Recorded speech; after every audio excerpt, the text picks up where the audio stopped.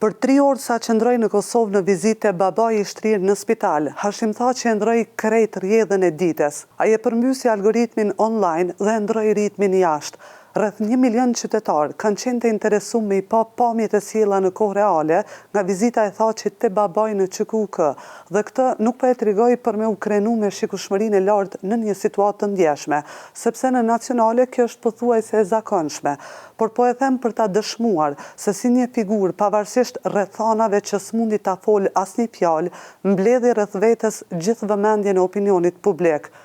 Persona që afiliojnë me partinë vetëvendosje u munduan që ta ndrojnë rrjedhën e kësaj vëmendje të opinionit publik, duke tentuar me relativizu figurën e Thaçit si politikan dhe duke sjellë në vëmendje copëzat të qeverisjes së tij, dhe gjëja se sherrri atyne copëzave, siç është rasti Pronto, mozaiku i tyne karshi figurës së Thaçit nuk arrinte të përmbushej, ose edhe nëse përmbushej, veç qeverisja e tij ju binte ndërmend. Ironia qëndron në atë se mes tyre kishte edhe aso që janë paguar prej Hashim Thaçit pikërisht gjatë qeverisjes së tij, pra kanë marrë rrogë prej tij, dhe kur ata janë paguar, shumë kolegë gazetarë mes tyre dhe vetë kanë qenë në mas të madhe kritik të qeverisjes së Hashim Thaçit. Të paguar si kozmopolitanët më të njohur në sheher, në universin e tyne sa do të vogël kozmopolit, nuk ka vend për emrat e mëdhej të UÇK-s, shkaku që diçka spajtohen që UÇK-ja e ka sjell lirinë që e shijojnë dhe në tabakun e së cilës nuk kanë qitë kur gjë,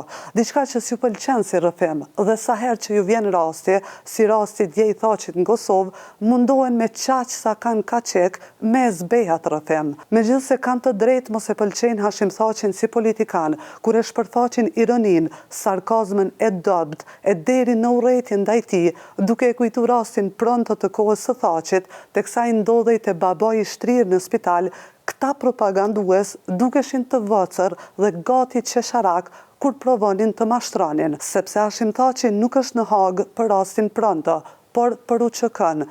E dinë edhe ata shumë më mirë se juve që provonin t'ju mashtronin, por pikërisht ky ishte edhe synimi, pra që për një moment njeriu që e kishte vëmendjen dhe respektin e mbi 1 milion njerëzve në Republikën e Kosovës, shkaku i gjykimit në Hagë për UÇK-n, të fillonte të shihej sikur të është në Hagë për rastin Pronto. Ka mundësi që po t'ishte një kohë tjetër dhe po t'kishte një metodë sado komuniste që do t'ju binte dorë, ku njerëzit nuk do t'kishin mundësinë të informoheshin, ky rrëfim edhe do të merrte hadh. Pra, që kërkush kërkund mos me pas pikë respekti për udhëheqësit e UÇK-s, që ju të besonit se Thaçi me shok në Hagë gjykohet për rastin Pronto,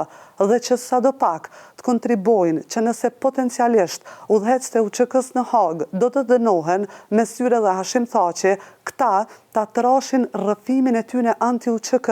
duke e mbështjellë atë me kohën e qeverisjes së disa prej figurave që derivonin nga UÇK-ja.